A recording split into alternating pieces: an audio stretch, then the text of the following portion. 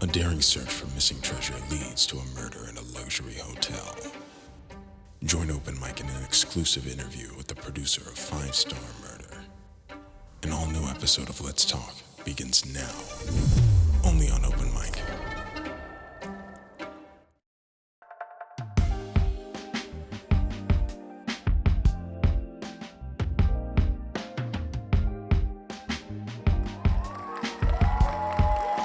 Great day, everyone. We are here with another episode of Let's Talk.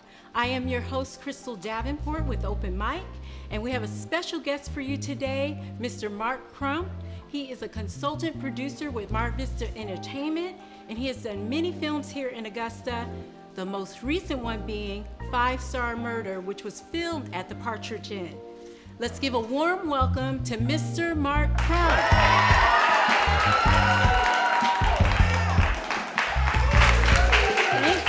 Welcome. We are so elated to have you here today. Well, thank you for having me. I'm honored to be here. Well, thank you so much. So give us some info about what first introduced you to the world of film. How far back do you want to go? However far back you want to take us. I was scared as a young boy, probably 5 or 6, of some of the horror movies or classic sci-fi things my dad used to love watching. And he taught me, I don't know if anybody even here is old enough to remember the show Bewitched. He taught me how Samantha the Witch would wiggle her nose and she would disappear. And so he took me out with his 8mm camera and he showed me how that worked and how the movie magic tricks worked. And then my brother and I started writing scripts and doing things when we were 12, 13 with, the home video camera. But that's really kind of where my passion for film started. So that really went back very basic. You went back to at home. Stone Ages, because I'm that old. So. Okay.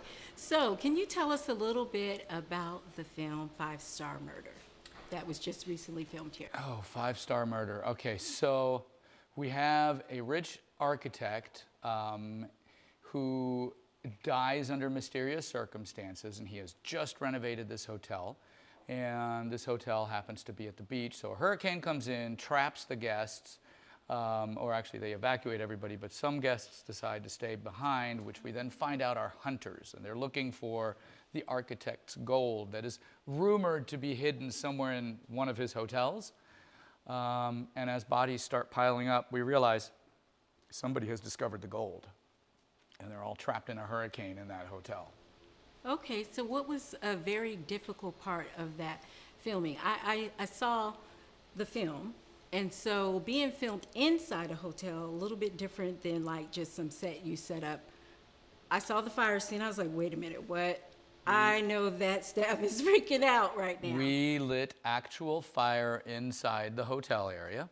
I've made a few movies with some crazy special effects, everything from wire work to, which we also did on this one, a little bit of water work in the past on some films, so that was a challenge, and I knew it was something I wanted to sink my teeth into, was doing the water work.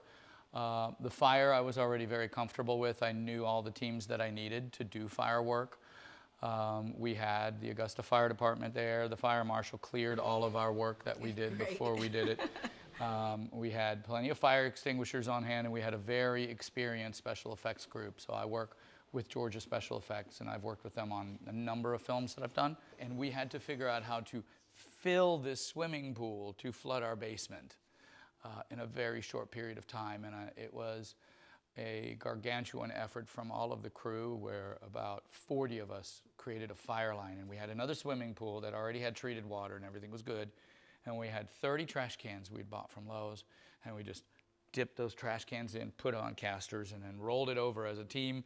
And it just was a continuous line of trash cans, clean trash cans, picking up that pool water and dumping it in and flooding our basement. So that was a hard night. Wow. How long did it take to fill the pool? About 2 hours. And It was 2 hours of physical labor. Wow. Sometimes people don't understand the work that goes into filmmaking. I mean, a lot of people look at TV, they see actors and actors dress up, you know, on the red carpet, going out to dinner or shopping somewhere with their family, and they think it's all glamour, glitz, glamour, putting this movie together for the crew and all this. And I saw some of your credits, and I mean, just all that you've done as a producer, a consultant producer, a director, and starting as a journalist says a lot about your work ethic, says a lot about your love for the film industry, because it is definitely not glamorous. Like what you just described, that was not easy, and always constantly trying to, excuse the pun, put out fires. I mean, things come up all the time on the set, and no sleep on top of that, early mornings on the set. It's, Late nights? yeah, no, you really have to want it. It hasn't necessarily been the best thing for my love life over the years, because, you know, finding a partner now, thank goodness I have one that understands that when I'm in the middle of a project, you know, it's nothing for me to do a 17, 18, 19-hour day, and then I have to get up and go right back at it, because, you know, people think that a producer is just, you're gonna, you know, go out and have cocktails and do these shows and all of that. It's just not true. They don't know the grind, right? And the suffering and there's no sleep. This movie came to me, I want to say September, October-ish, and we knew we were going to try to shoot December. So we were already prepping to go into the movie, laying all of the groundwork, figuring out how we were going to make this hotel that is not at the beach. Just countless hours of preparation. And then we went into full prep in January, and prepped from January all the way until February 21st, which is when we started shooting. And we had to have all 16 days fully laid out so that we would get up in the morning, shoot for a full 10, 11 hours, and then have time on the front end and the back end to set up and then pack out and wrap out. And just, it had to be like clockwork. So you had to have everything fully prepared and planned out.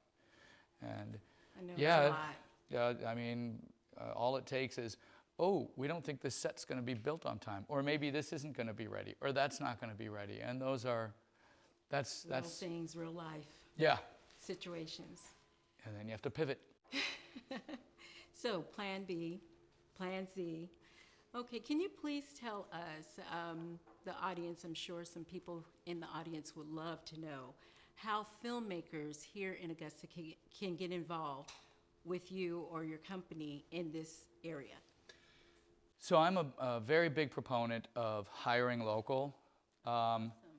That's, you know, sometimes we get some pushback from some of the larger companies when we do that, and I don't mean that to be negative. It's just, it is what it is. That they say, oh, well, you don't have enough experienced crew that has, and it's not necessarily that they don't have the drive or the knowledge or the ability. They don't have the resume. It's all about that resume. So what I always try to do is, you know, once I've met an individual, no matter what their craft is, their specific, you know, side of the field that they work on, no matter what their craft is, and I know that this person's capable, I fight for that person with my companies or with whoever it is. And I say, look, this person can do it. And, you know, I don't know how many people over the years where if I couldn't get them onto another job, then I would take them on my team. I'd take them on my department because I knew and I had faith in that person. And I can't tell you how many people since then, once they were there in front of those other crews, they say, oh, well, I want him on my team next time. Or I want her on my team next time, you know? And so then they start getting out and they have advanced. You have to go outside that technical box. A lot of the people that I work with now that I've worked with for years, they'll come to me and they'll say, hey, by the way, next time, Jane Doe is amazing at, you know, craft services, or Jane Doe is amazing at grip, or, you know, she's really, you know, right. And so then my network of people that I've made over the years will tell me when there's a young up-and-comer who really deserves that break. And that's how we've gotten a lot of people and gotten them into PA positions on full feature films, you know. I find that so important, just word of mouth, but also networking. That kind of helps people learn about different projects, whether it's in the crew filmmaking side or the performer, the artist, the actor. And so what are your hopes for bringing more film into Augusta? Well, I'm going to keep doing what I'm doing. But I wanted to go back to the networking and say really quickly that I can't stress this enough. It's not just what you know, it's who knows you and who you know. Because that is really how your name and your face and your ability is going to get out there. Because, I used to be in bands and played music, and you have had this running joke that the best guitar player in the entire world is probably sitting somewhere in a basement. No one's ever heard of this guitar player, and they're just whittling away, and they are the most amazing guitar player ever, and no one even knows they exist. So it is about getting out there and just networking and being seen, see and be seen, and let people do the talking for you. Let them recommend you. That's how I got the job at Mar Vista, actually. I wasn't even looking for the job at the time, and I got an email that said, hey, we would like to interview you for a job position. So somebody I'd worked with, a director that I'd worked with, two directors I'd worked with separately, so when Mar Vista said, we're looking for somebody that is in Georgia, that knows their tax credit structure and budgeting, who do you know and who do you recommend? And apparently my name got handed over to him twice. And I just email out of the blue.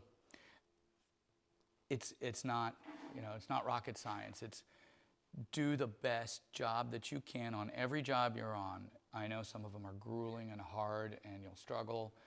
Just do the best job you can and look at every job as an interview opportunity for somebody to recognize your talent and your work, and somebody will give you that break eventually. That is such good advice. It really is. So basically, get out there, push yourself, work hard, do your best, be your best, do not quit. When I broke into filmmaking, I had an opportunity. At that point, I was a location manager. I'd associate produce another film. And I had an opportunity to work on another movie. And they said, well, all we got's a day player electrician. I said, I've run enough lights. You know what? Put me on as an electrician. I will go out there and I will day play and I will lug those cables and I will be the best electrician that you've got. And then when the Suicide Squad came into town, one of the guys that I trained up as a location manager was an ALM on the show. And he said, well, we don't have anything left on the Suicide Squad except for a production assistant position. I said, you know what? I don't care. I will be a production assistant in the locations department, even though I had been trained and was training full-fledged location managers, guild, union location managers. Wow. I said, I just want the credit. I want to be there on that show. He took my resume, he sent it to Ilt Jones, who has made some phenomenal, marvelous, huge movies over the last probably 4 decades. Looked at my resume, and they called me back and said, well, you have too much experience for this position, but I'll tell you what, I'm going to make you an ALM, which is the lowest level of assistant manager. I'll give you that, even though I don't have any positions open for it. I'm gonna make you one anyways, just to get you on the team.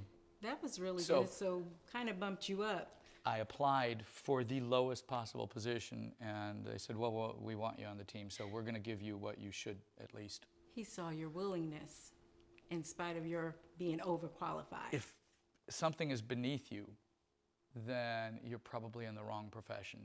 Nothing should be beneath you.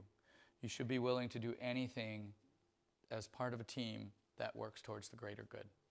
I'm able to bring some of the smaller indies here, and I was very lucky that after working with Agent Game and before that, The Royal originally, Warren Ostergaard, who's brought 4 movies here now. The most recent one is going to be The Hill that comes out in a month with Dennis Quaid. But Warren and I have bonded, and he knows that Augusta has a team and Augusta has the ability to do it. So that's why he's continued to bring film. I need more of those producers to step up and come and work with us and say, okay, Augusta does have good people. Because the rumor is always, oh, well, they don't. And the sad truth is, once I get somebody trained up, there's not enough work in Augusta to keep a professional employed. So once they go professional, stay here and stay working. Once they go fully professional in their craft, they go to Atlanta where they can work around the year round.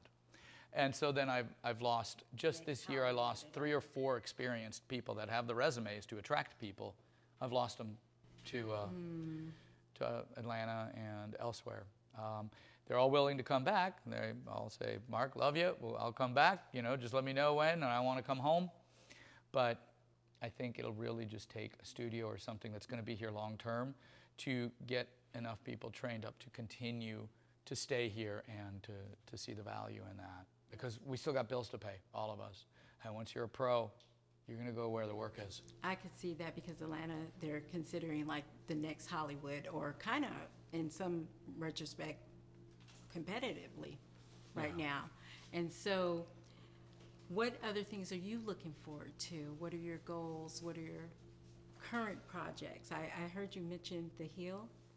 The Hill is one that's going to come out in theaters very soon. It actually, I don't know if anybody here was involved in it, but I just found out that we're going to have a premiere on the 23rd of August at the Miller. It's 1,200 people, so I would encourage you to reach out to Film Augusta and just say, look, I'd love to be there.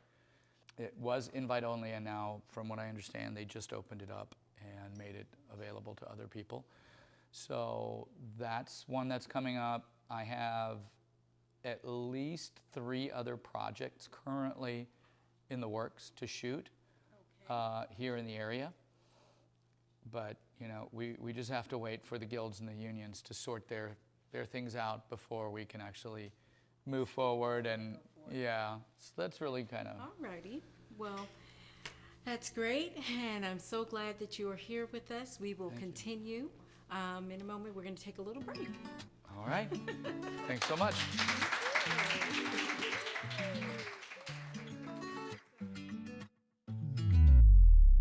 Life is feeling sort of like a movie. You the star of the show, and I'm rooting for you.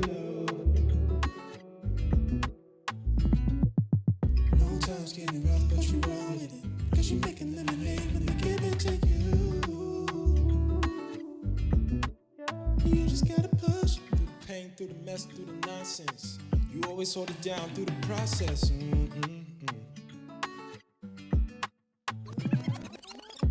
Let me play it back for the heck of it. They try to hold you back, but you still run it.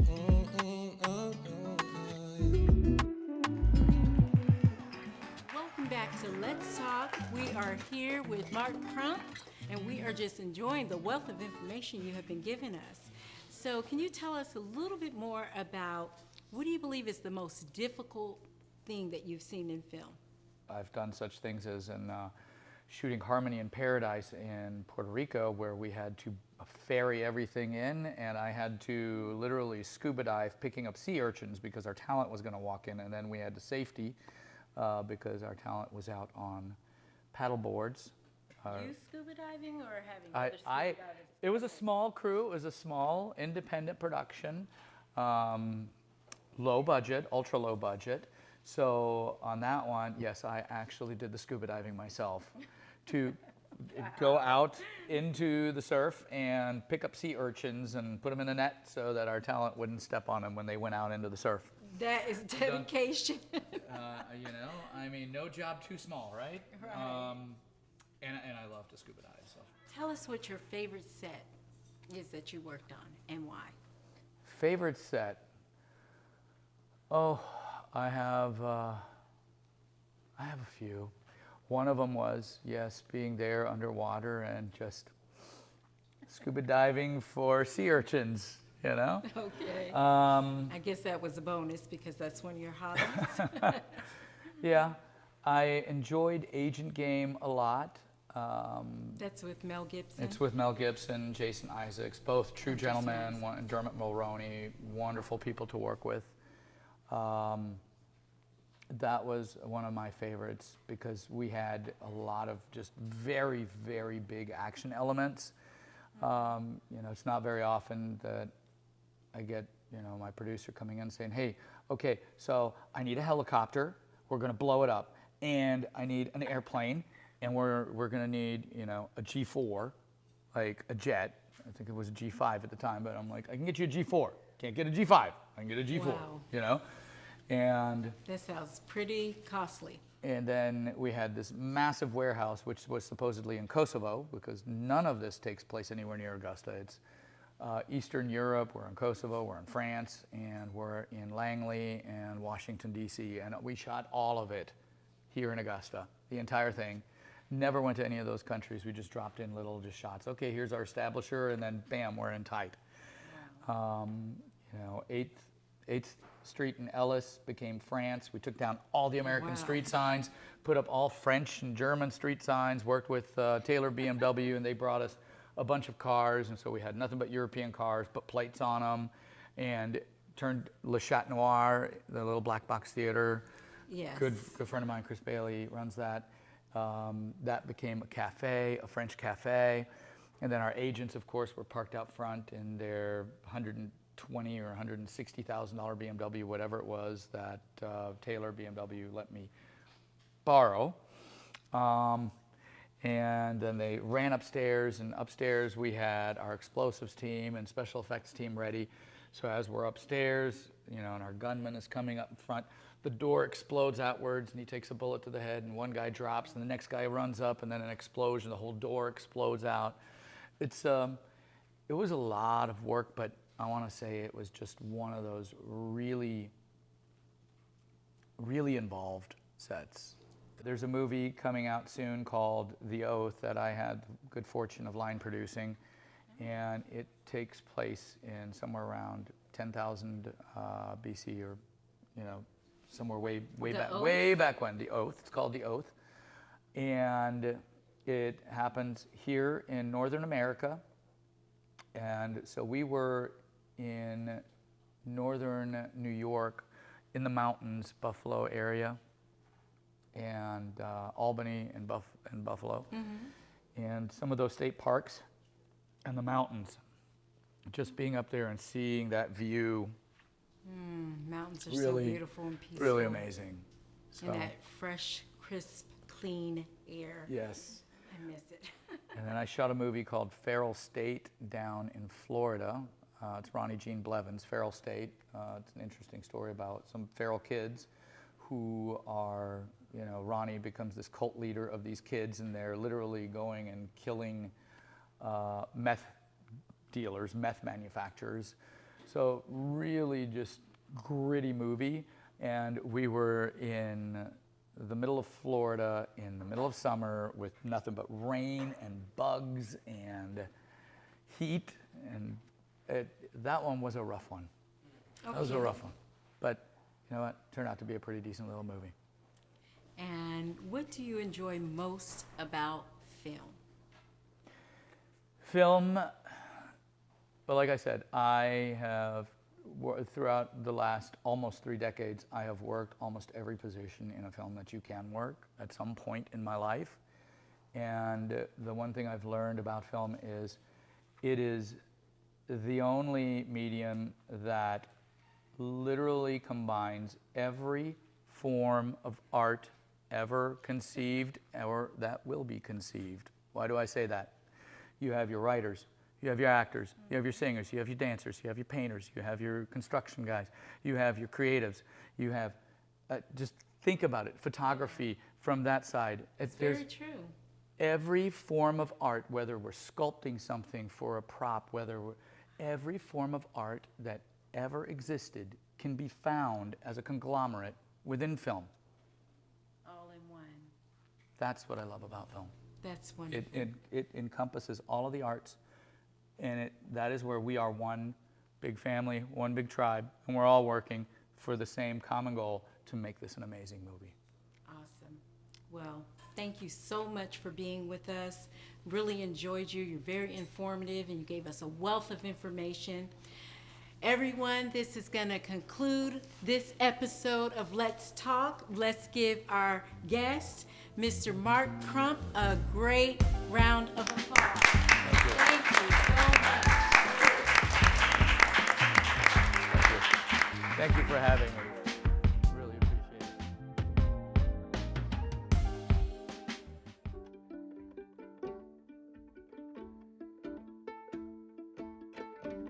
it. This is Ariel. You'll find her at 1202 Town Park Lane. Doing what, you may ask? Let's just say she found her career in making everyone's day just a little bit sweeter with her signature artisan cheesecake recipe. From salted caramel to red velvet and strawberry crunch, hey, she's got it all. A baking passion handed down to her from her great-grandmother, perfected at the Culinary Art School of... Whoa, that's a fancy word. This place. Today, she continues her great-grandmother's legacy, using some of the finest ingredients. Now that's something worth tasting. Ari's Artisan Cheesecake. Something worth tasting.